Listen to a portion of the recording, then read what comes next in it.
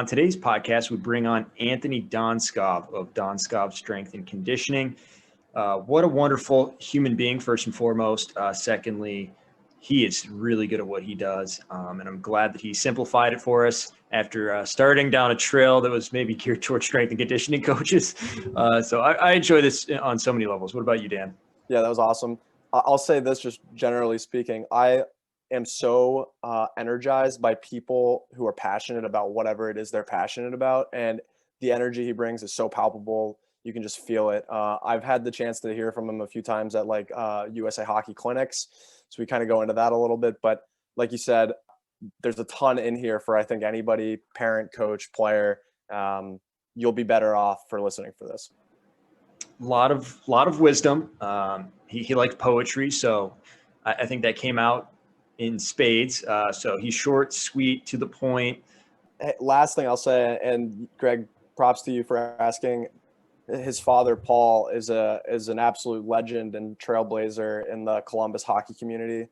You would have to go out of your way if you live in Columbus to not feel the ripple of what he did all those years for the city, for the sport. So good on you for giving Anthony the opportunity to talk about that, because I think that's super valuable. We'll link to the scholarship fund in our show notes, and we would encourage anyone listening to take a look at that.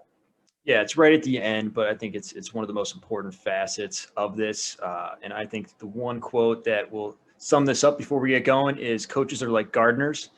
They create the environment that leads to the growth. Without further ado, our conversation with Anthony Donskov. On the podcast today, we have Anthony Donskov of Donskov Strength and Conditioning, very well known in the Columbus community and hockey community as a whole. Glad to have you on. Thanks for coming. Hey, a pleasure to be here with you guys today. Thanks for having me. So for those that don't know you, maybe give a quick background, where you came from, what facility you run, maybe some of the programs, things like that. Sure. I don't know if your listeners can see me, but I'll try to keep this short and sweet like my hairline, and I'm bald, guys. So a little bit about me. I'll try to give you the footnote version.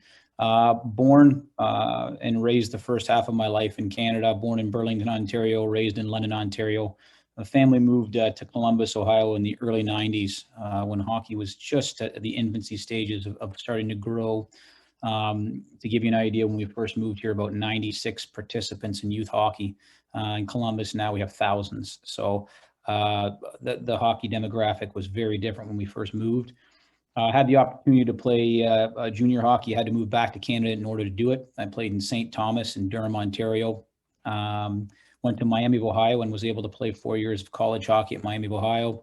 A few years after, played in the minors, and then believe it or not, my undergrad at Miami was business.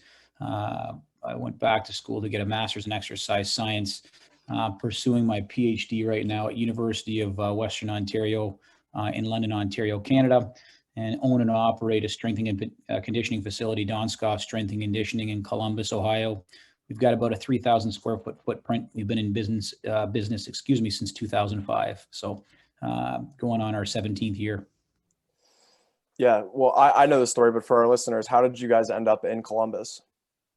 Yeah, it's my mother. We're dual citizens, my brothers and I. My mother's American, and my father's a resident alien Canadian. My dad was born in Belgrade, Yugoslavia. Came over on a boat actually when he was 12 years old. So, it was a combination of my mom and dad meeting, having a family, starting a family in Canada, and then it was a combination of some opportunities, job opportunities opened up for my father, and then just thinking that there may be some more opportunities for us in the States, moving closer to my mom's side. So it was at that time, it was an extremely difficult life move for us. I was 12 turning 13.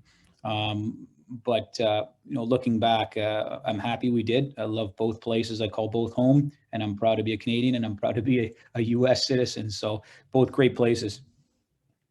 So you work with a lot of athletes, but specifically hockey athletes. So I'm curious about what the differences are when you're working with a hockey player versus general athletes. And I know this is going to feed into the part where hockey is not an early specialization sport. So curious why that is? Well, yeah, I think first and foremost, it's not that different when you're training young athletes. I think young athletes need to learn a solid foundation of movement.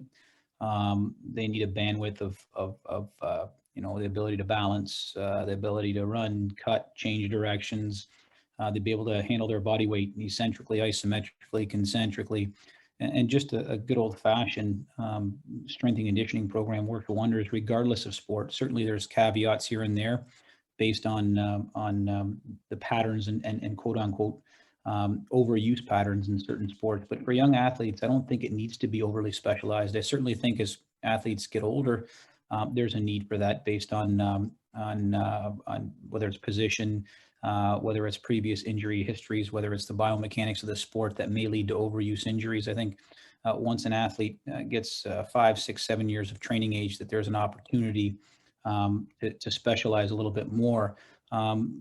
Your question on the back half of that was, why is hockey a late specialization sport?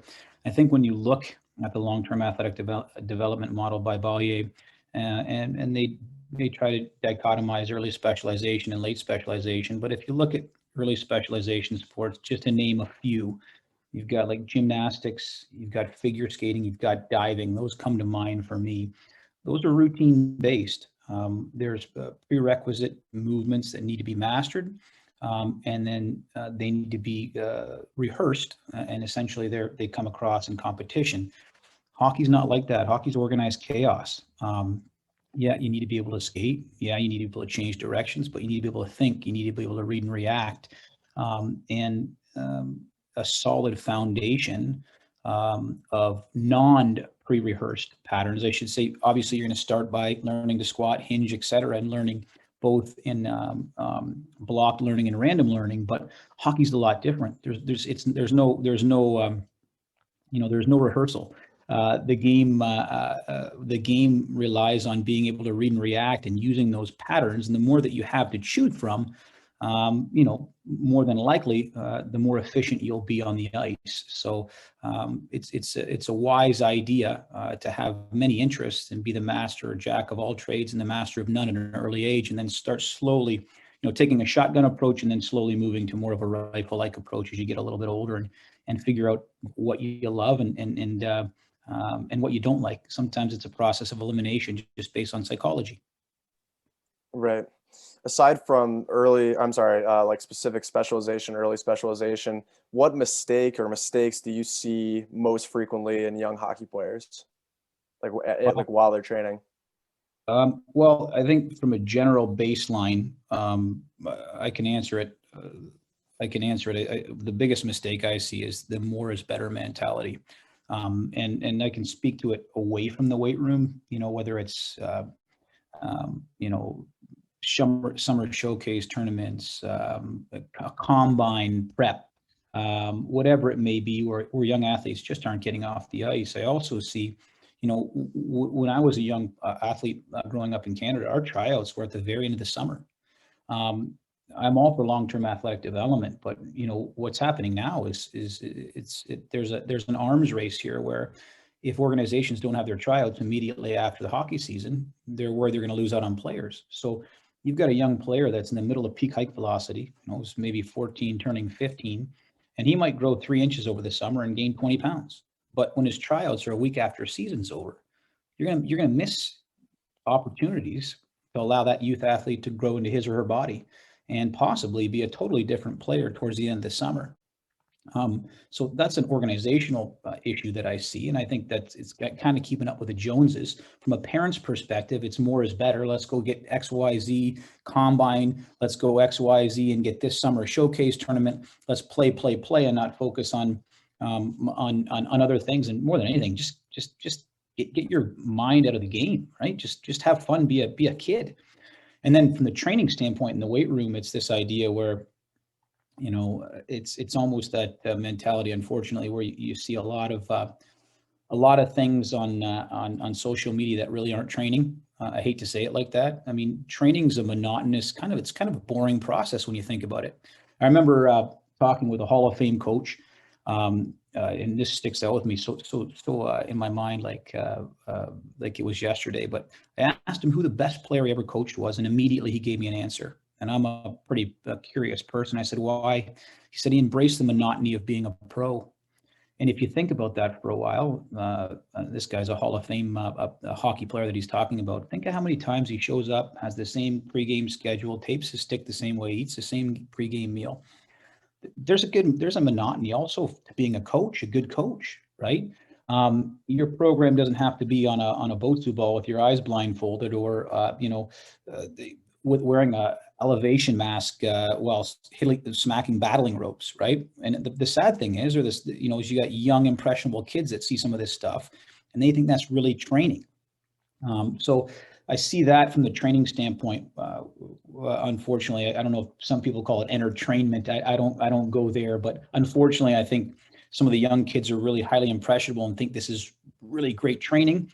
So I see that as issues in the domain of the youngster, and then obviously the parent and the organization. I think it all amalgamates, and it can create issues. I think that's where education comes in. We've got to do as coaches a better job. Obviously, I think USA Hockey is doing a great job, and Hockey Canada are doing a great job of educating parents, but it comes from education. It comes from educating people and doing your best to leave the game better than when you entered it. That's awesome. And I'm all for long-term athletic development, because I've known so many players that have gone through their careers, and even friends, and they have these overuse injuries because they just never got off the ice, particularly goalies. I'm wondering what you're seeing in differences between training players versus training goalies. Is it more stretching? Like, what kind of specifics do you see are most beneficial?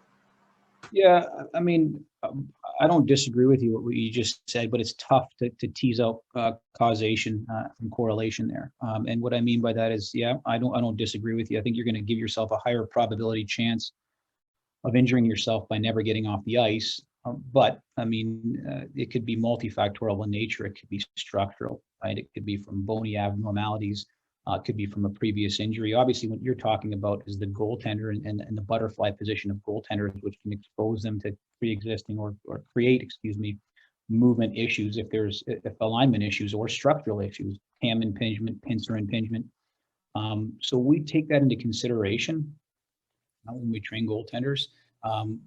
For our goaltenders, we'll do a lot of single leg posterior chain work, a lot of posterior hip mob stuff, where they're really posting, self-mobilizing their posterior capsule to get back in their hips, because they live in flexion and internal rotation.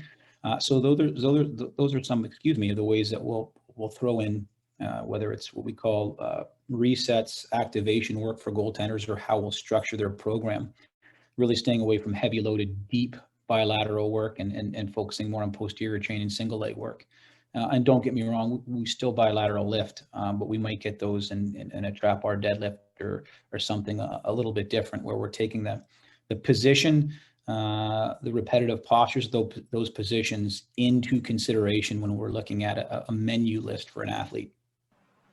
I know we kind of have an idea of that, but I'm assuming majority of the listeners are going to be a little confused when you're talking bilateral and all this jargon. Would you mind breaking down some of those specifics and kind of just the quadrants of training?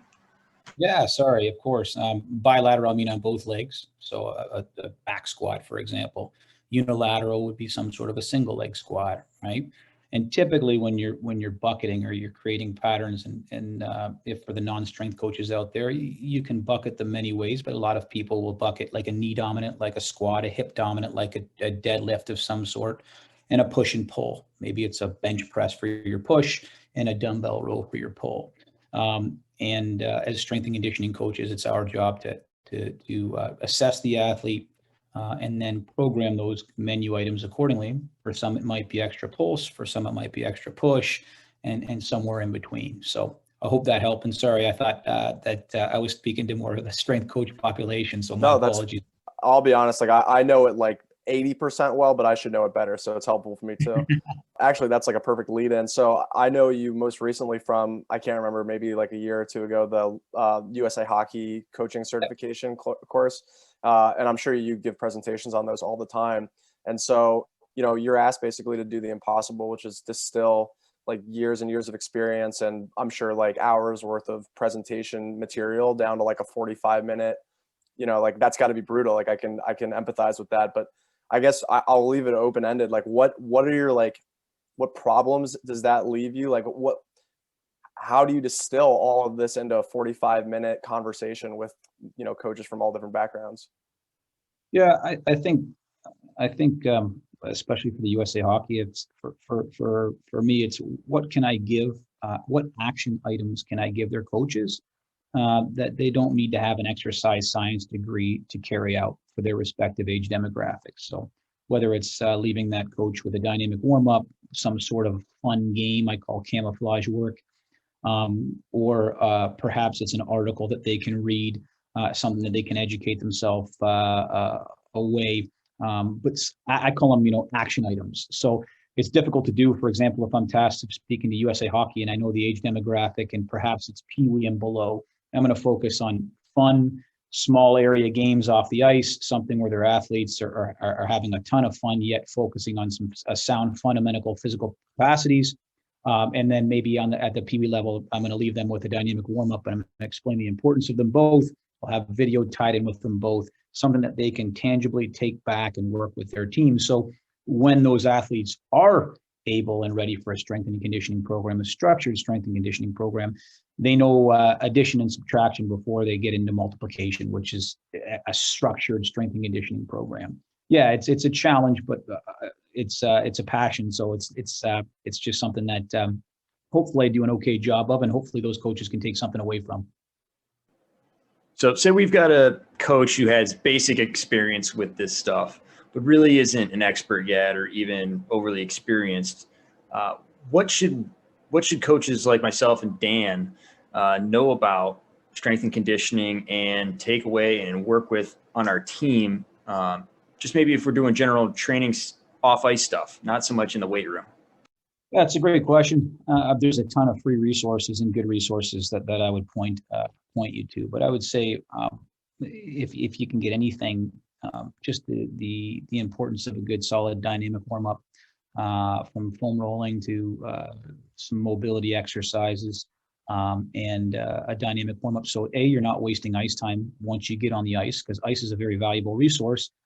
And then two, you're prepping those athletes to move better. And believe it or not, at a young age, probably the best form of conditioning is just good overall solid movement. If an athlete can squat lower, chances are not always carry over on the ice, but they've got more time to produce force. There's more impulse.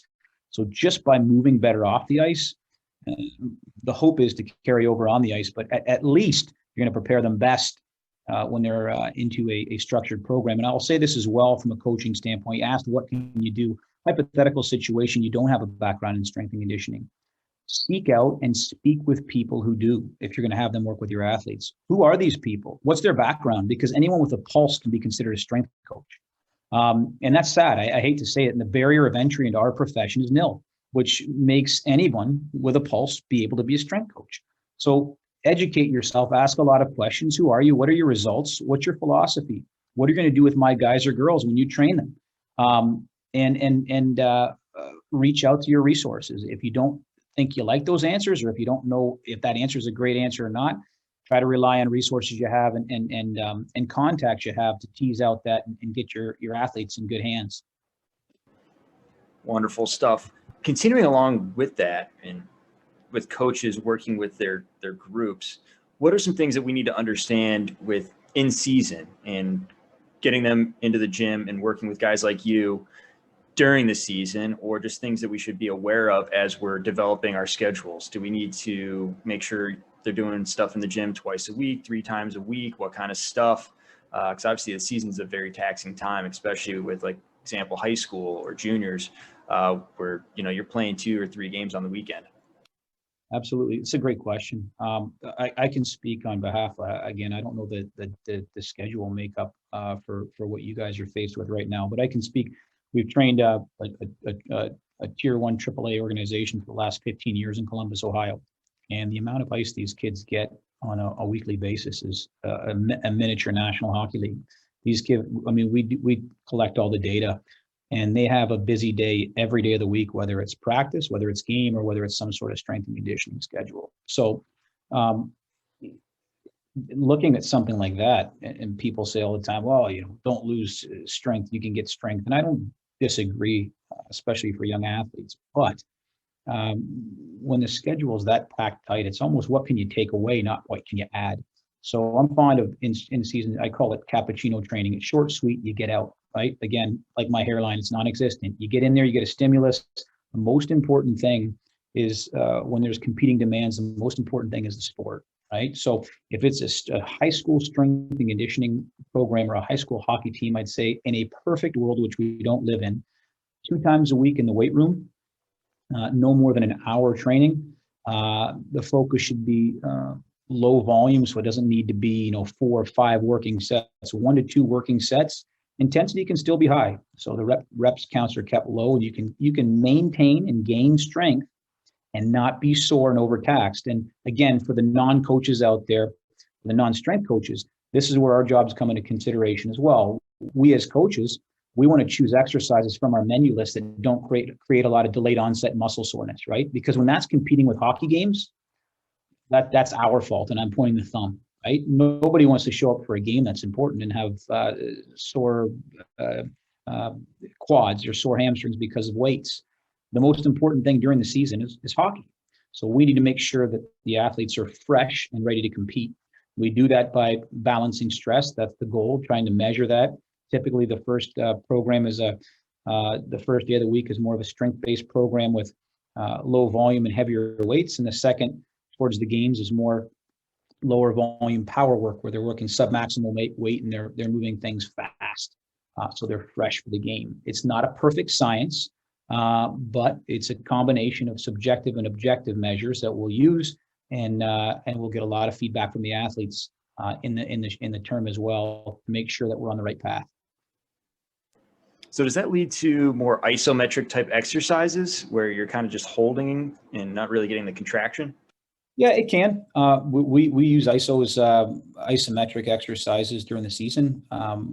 For those who don't know that term, essentially isometric means iso meaning same position. So there is quasi, like you're gonna have contraction, but you're holding a pattern, trying to push an immovable force, pull an immovable force, or resist an immovable force. And the gist behind that, again, in this case, I believe, Greg, you're asking is, can you do something like that without creating a lot of soreness? And the answer to that is yes. You can stimulate the nervous system with isometrics without getting a ton of soreness like you would in a lengthening type contraction, like an eccentric exercise. So we will use those. It's a tool. It's one of the tools that we may use. It's a method that we'll use during the season to try to get that stimulus that we talked about without getting the players sore. So isometrics are used for us in season. Without confusing the listener again, we would use what we call an overcoming isometric. That means that we're trying to push or pull against an immovable object for 5 to 6 seconds max to stimulate muscle fibers and get the nervous system primed. Yeah, no, that makes sense. So we were talking offline before, but we send some of our kids to your facility. I guess, Mike, I'll leave this one vague on purpose too. Like, what's been the journey like from starting to now? Like, obviously the growth has been outstanding, but I'm curious, like, what it's been like behind the scenes. Yeah, it's been fantastic. So we're dealing with a younger demographic, right? And the goal for us day one is to really instill just fundamental movement pattern, right? So we don't want to have load over dysfunction. We want to teach them how to move. We want to teach them how to move well, move often, and then we'll slowly start loading our athletes. For them at that age, we'll manage and measure just based off each workout's. Each workout they notate. Each workout we can see from workout 1 to workout 52. So really for us, the biggest measure is, okay, are you moving better? And if you're moving better, are you getting stronger? And if you're getting stronger, for example, if it's a pattern like a squat, a goblet squat, what's the difference in weight that they've used from week 1 to week 3, week 3 to week 6? Are they getting stronger? To me, after they learn to move and get strong, a lot of good things happen, right? If they haven't gone through peak height velocity yet, that means they haven't gone through their growth spurt. When they do, we strength coaches are going to look like absolute heroes, and we're not. It's just the athlete growing into his or her body, right? And shoot a bunch of testosterone in there, and all of a sudden their weights go up twofold, threefold in the course of, a summer. But when they reach that point, they're going to have a sound, solid foundation of physical literacy, which is really, really important. The other thing I'd say too, which is just as important, Daniel, I'm convinced, is I hope if asked every one of those kids that came into our gym, they'd love it there. And they say, this is a fun place to be. Not only is it well coached, not only is it well structured, but I enjoy coming here. I like the people. I like the way they coach me. And I don't view this as work. I view this as a process. And I feel like I'm getting better each and every time I come in here. So we might not test this age demographic as we would, our pro group in the summer. But their testing is just simply their workout. And we want to modify and look at what they've used pre and post. We want to make sure that's done in a really safe environment. We want to make sure they're having a lot of fun in the process. So to answer your question in a long-winded way, it's very rewarding seeing that happen. So following up, obviously they're doing the work, they're having the fun, but there needs to be a nutritional aspect to this. And I've always had problems with kids that immediately after the game, they're putting sugar in their body. Am I right or wrong if I'm a youth coach or high school coach telling my kids to have a protein shake after the game? No, I don't think you're wrong. Certainly, I think you're going to have different opinions on this. I'm very good friends with a nutritionist. Some of the standard recommendations you might see were chocolate milk after the game. I don't mind chocolate milk. I have a good friend who's very good at what he does, and he despises. He doesn't like chocolate milk. He said, have a teaspoon of honey under your mouth after a game. That might be better than chocolate milk because of all the sugar. But you got to essentially remember, after the game, their glycogen or their fuel stores are low to begin with, right? So after the game, banana is good to get their electrolytes back, potassium in check. A protein shake is not bad. I would suggest if it is a protein shake, it's something with carbs in it, maybe a 3-to-1 mix, because essentially their energy stores are low. If you can get something with good carb to protein ratio, I think that's more than fine. Nothing takes place of a good meal, right?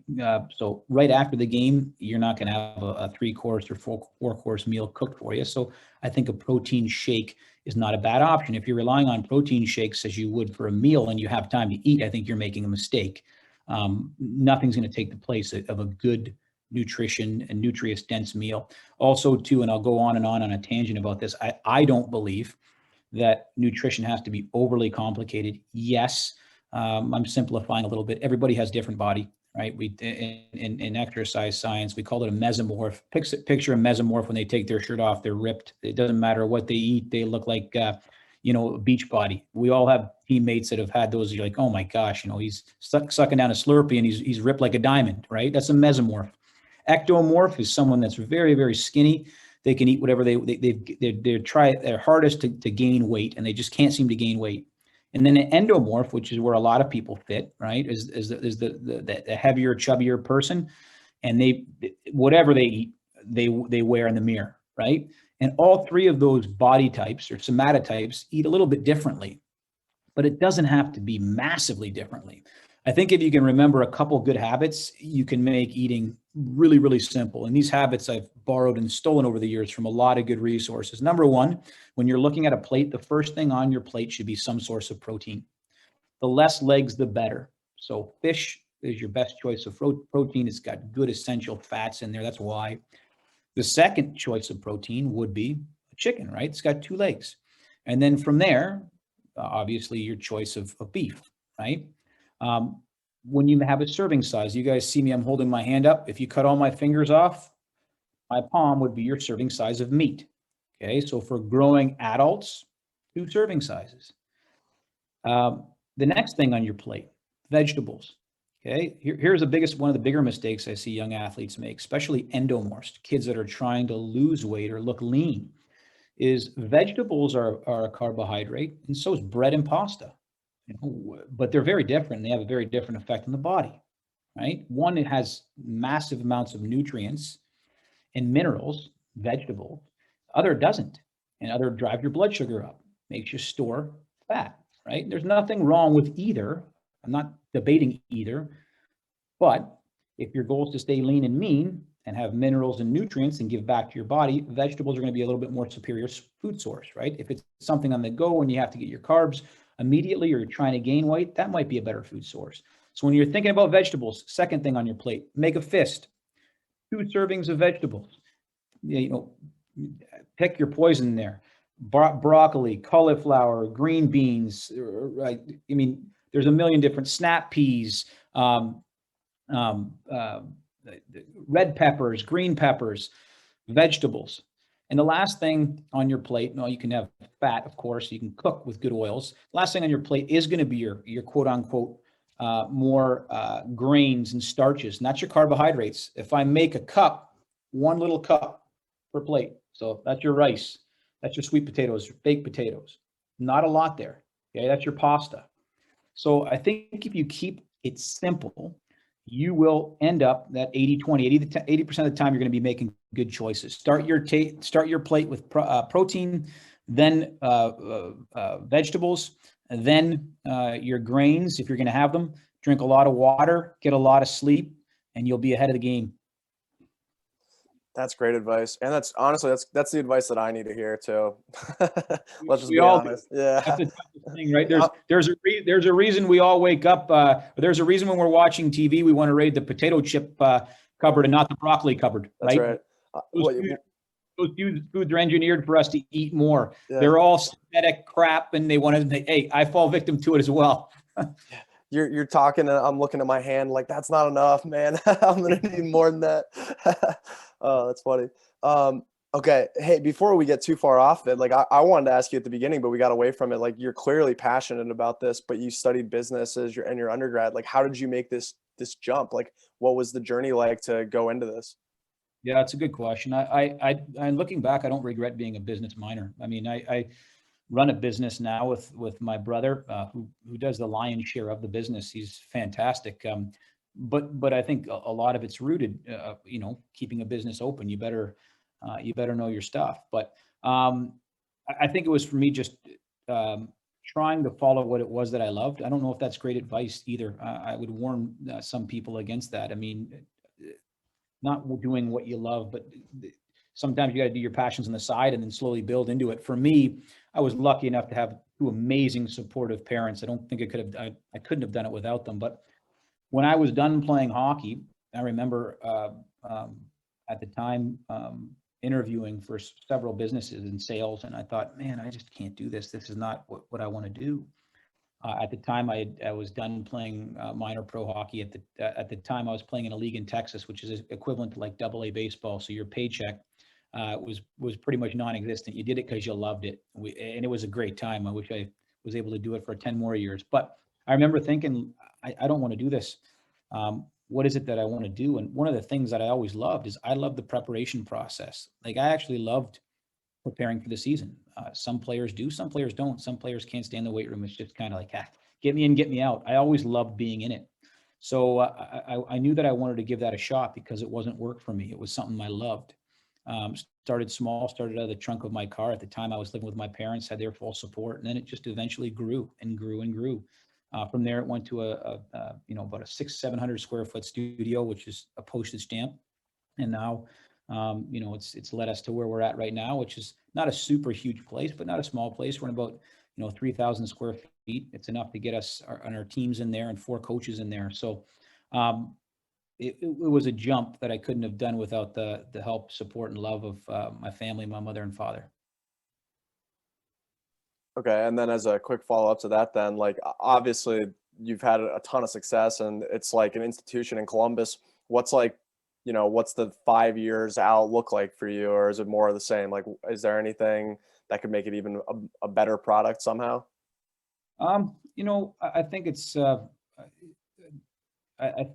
I want to say more of the same. Obviously, we want to continue to evolve and grow, continue to educate ourselves. Our programs will change with that. When we think there's a better way of doing something, we're going to do it. I think there's going to be a little bit more of a tie in the future with us and being a little bit more objective in some of our measures.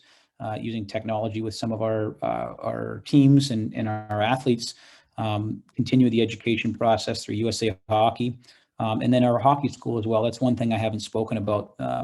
Last year would have been our 21st year, but we had to unfortunately not have a summer because of COVID. So this year will be our 21st year, and it's been a very rewarding experience. To be honest with you, I can't believe it's that long. Participants in our participants that we had last year, 2 years ago, weren't even born when we first started our hockey school. So that's been a pretty awesome accomplishment that I'm really proud of. My dad started our hockey school. We're a very, very close hockey knit family. Both my brothers are involved in the game, one working in the National League, and then obviously my other brother, Matt, that works with me. And so I'd really like to continue to have our hockey school thrive in Columbus another 20-something years, so I can watch my nieces and nephews get involved in the game and be a part of that school as well. That's absolutely wonderful, and I love to hear that and how close you are with your family. I know not everyone is that lucky, so that's got to be fun for you. Yeah, it's a labor of love. The game's been a part of our family for a long, long time.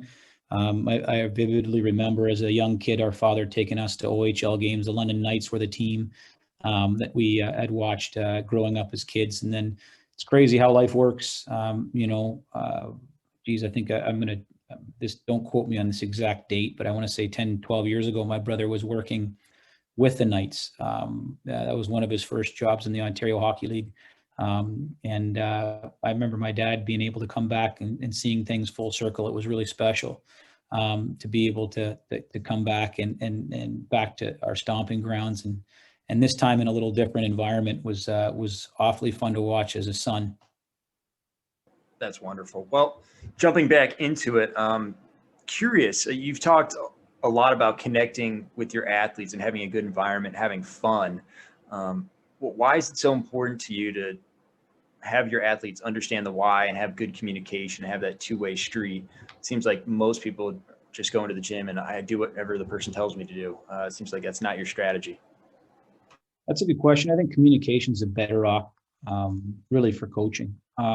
It's interesting. I'm speaking now as a 42-year-old coach. I think if you asked me 15 years ago, I would have told you the periodization method, the planning method, the exercise. The reality is that's all fine, but no one wants to spend an hour with an asshole. Excuse my French. Sorry for your listeners. You got to be able to communicate. And I think another lesson that I learned along this way is coaching is a lot like parenting. At a young age, a more directive approach many times is warranted. I will not speak, hey, Tommy, here's what I want you to do. Here's why I want you to do it. Let's go get it done. That's very different than I might be speaking with a second, third, fourth year pro. It's much more of a cooperative approach. Hey, what do you think about this? This is what I'm seeing. And this is what I think is going to help us. And here's why. What are your thoughts? I want that to be a communicative. I want it to be a cooperative approach. And that doesn't mean that, as a coach, you give in to whatever the athlete wants. No, it means you try to educate, but you make them a part of the process. And what I found over time is that is extremely, extremely important. It's important for buy-in. You might say placebo. I don't care placebo or not. What I've learned as well is that many, many times the perception of the program is more important than the program itself. So I think those are really important lessons. Last but not least, I use the word environment. I heard this quote, and I've used it on podcasts several times. It was a book that I read. I think it was called The Talent Code. And they used a reference to gardeners, but I put coaches in this category. And I say coaches are a lot like gardeners. Gardeners don't grow flowers. Gardeners create an environment for flowers to grow. So as our job as coaches is to create an environment. You got to do that with trust. You got to do that with accountability and love. Trust me. I think another thing, if you build a good enough relationship with your athletes, is coaching is a lot like life. Life can be a big bowl of whipped cream or a big bowl of shit. The artful coach knows when to throw a little of each. An athlete's down, not feeling well, you throw a little whipped cream. Someone's too high on themselves, a little too cocky, is not doing what he or she needs to do. Maybe it's the latter. But it's an art. And if there's trust in there, if there's cooperation and love built in there, and if there's accountability built in there by good communication, whatever you throw, you should get some sort of receptive feedback. So those were lessons I've learned over the years. I think communication is extremely important. And I think being a part of the process for older athletes is extremely important. Our young athletes, it's more directive. Our old athletes, first question I ask all of our returning pros, hey guys, here are my thoughts. What are your thoughts? What's worked for you in the past? Do you like this? Give me your feedback. I want that. I thrive on that. And I think that helps build buy-in and foster trust and love. That's wonderful. I love that process. It's very similar to how I like to coach, which is creating an environment where it's a teaching, educational environment rather than a dictator or a dictator. Absolutely. Absolutely. So I'm curious, continuing down this path of working with athletes and educating, is there some data or some just important points? Because I've found that each field seems to have a few key things that just influence many different areas. I'm curious in your world, if there's any data that players, coaches, parents should know about. Oh man, that's it. I think we're infatuated with data now. We track it with all of our teams. We know we have a profile for what it would be like to be a U18 player in this organization, how many chin-ups you should have, how many, what's your 10-yard sprint, et cetera. I could share that with you, but that would be for my specific sample size. Every sample size is different, so there may or may not be a lot of carryover. For parents, I'd tell you this, and this is the best metric you can have. The best ability for your child to have is coachability. That's what I'd tell you for a parent. For a child, I'd say, and for an athlete, I'd say, get strong. Understand that it's a means to an end, not an end to a means. You're doing that to be a better hockey player, not a better weightlifter. The biggest correlates for on-ice performance, skating-wise. Notice I said skating-wise. After all of the research that I've delved through my PhD, really is the ability to jump and the ability to sprint. Those are the best correlates to on-ice skating performance. But hockey is more than just skating. Obviously, it helps to be a good skater. Obviously, for a young athlete, getting stronger more than likely will help them get faster, more powerful. So as a young athlete, work on everything, right? When you get older, there's going to be a little bit more of a need to specialize. And I will say to older athletes, this is a metric that you think. The best way, and I love guitar. That's my passion away from writing programs, poetry and guitar. I would say the best way to be a good guitar player is to play the guitar. We would look at a teacher crazy if we said, take the entire summer off and work on your finger strength. You'd look at them and say, are you kidding me? So if you're an elite athlete, the best way to get better is actually focusing on your sport. Notice I didn't say skating and conditioning all summer. I said skill work and working on your sport. That comes at a physiological price. You see a guy like me less, believe it or not more. Why? Because the best way for you to get better playing your guitar, playing hockey, is to work on the skills that make you who you are. So I'd say to young Tommy, get strong. In doing so, you'll get faster and more powerful, which will help you be a better skater. Those are the best correlates. For an advanced hockey player, I'd say play the game. Focus on your skills. When I say play the game, I don't mean don't have an off season. That's not what I mean. I mean focus on the skills that make you who you are in the off season. Focus on training as well, but you're going to get better by focusing on those skills. And for a parent, I'd say have your son or daughter be coachable. That's the best ability of all. How do you like those metrics, Greg? Absolutely wonderful. And that answered the next question I had, which was the best off-ice exercise as it relates to the quickest on-ice performance increase. So I think you nailed it. Beautiful. All right. Yeah, perfect. Last one for me. Oh, sorry. Go ahead. I was just going to say I included, so just I'm infatuated with numbers now. And as we talk about data and sports science, I think it's all awesome. I think what we have to remember is when we're sharing numbers, it's our sample size. It's who that we work with. I also think that a lot of times, and I can speak for myself, is we look at these numbers and it's almost like we're coaching a computer and not an athlete. We can't forget about that as coaches as well. And I think you can measure heart, but you can't measure heart. I can find out what your HRV is, your heart rate, and I think that's all important. I think it's very important. But At the same time, I would say the best test is to start from the scoreboard and work your way backwards. Start from the scoreboard and work your way backwards. And I think if you do that, you'll realize that you can, it's almost a process of elimination as opposed to what you can add, if that makes any sense at all. Yeah, that's awesome. Well, I was going to ask, like you answered like 3 of my questions there on that last one. So I'll end with this one, and thanks for your time. We really appreciate it. What's like one thing, maybe a mistake that you can pick, coaches, players, parents make, and what's one thing that you think that generally speaking we've gotten right? Wow. I think setting the path for your son or daughter is a mistake. What I mean by setting the path, I don't mean not, like I look at my childhood. My dad gave us every single resource. My dad was an immigrant. My dad had nothing. He came to this country with nothing. I was we were extremely spoiled, comparatively speaking, but my dad never set the path. My dad's rules for us were, listen, if I'm going to invest my time, you're going to work and you're going to be respectable. And I don't care how many goals you score or how many assists you have. You're going to want to do it and you're going to work hard at it. I think that's pretty fair for a youngster. Make sure your son or daughter, you're not setting the path, meaning you're dreaming on their behalf. I think that's a mistake that we're making right now. I say we're making, it's this more is better mentality. I think that can be improved upon. What is one thing that I think we're getting right? Well, I think we're doing a better job now educating, at least when I look back when I was a youngster. I think we're doing a better job. Again, I've been a part of the USA Hockey Lectures. I know Hockey Canada does a superb job as well. So I think that's grown leaps and bounds.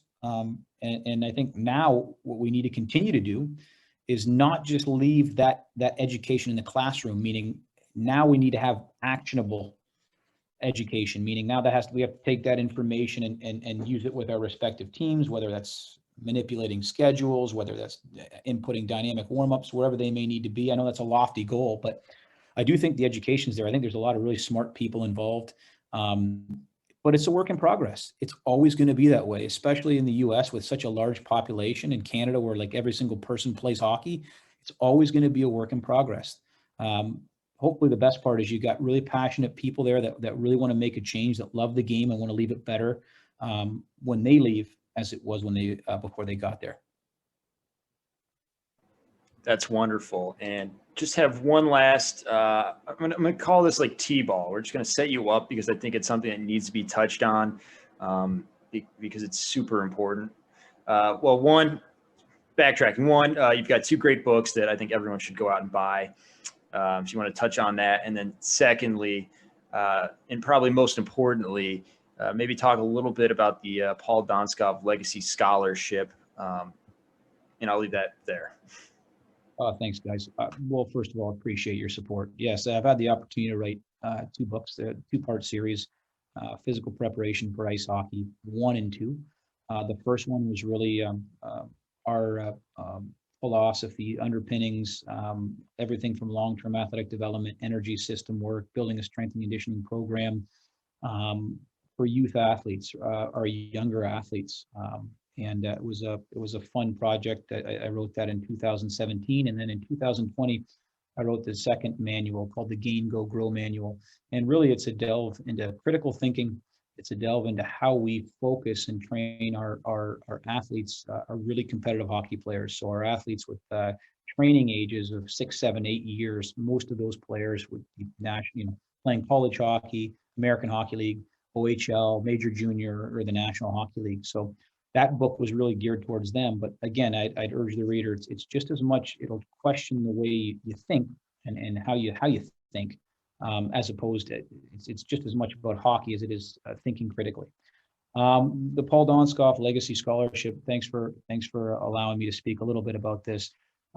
We come from a really close family. Last year was a really tough year for everybody in our family. We lost our hero, my father, in April 15th, 2020 to lung cancer. My dad was a pioneer, Columbus, Ohio. Literally, when I say pioneer, when we came here, the landscape was barren for youth hockey. And through my dad's contributions, we have thousands and thousands and thousands of youth hockey players signed up to play in Columbus. And there were other people involved as well, but my dad was a pioneer in that effort. Everything from the education through USA Hockey to growing the game with multiple organizations, and really serving as liaison here for hockey in Columbus, Ohio. So we teamed up with the Columbus Blue Jackets and created the Paul Donskoff Legacy Scholarship Fund. It's part of the Blue Jackets scholarships and their community page. And if you don't mind, guys, could you guys link that in the show notes, the actual fund? We're on it. That would be great. If anyone's interested, it'll be awesome. The monies go to a high school senior every year. It's a scholarship that plays hockey that will continue on educating themselves at the university level. My dad's two big passions were hockey and education, and these monies will go to help a high school senior pay some of their tuition, whatever it may be, at their first year university. Your dad blazed one hell of a trail, and we're all lucky to be part of his legacy. So thanks again for your time. We really appreciate it. And like you said, we'll put the link in our show notes. Really this was awesome. Thank you. Hey guys, thanks for having me. Appreciate your time. Guys, continued success. Thanks for what you guys are doing. You guys know where to reach me if you need me, okay? Awesome. Take care. Take care, guys. Thank you for tuning into the Hockey IQ podcast. We are Hockey's Arsenal, Greg Revac and Dan Dukart.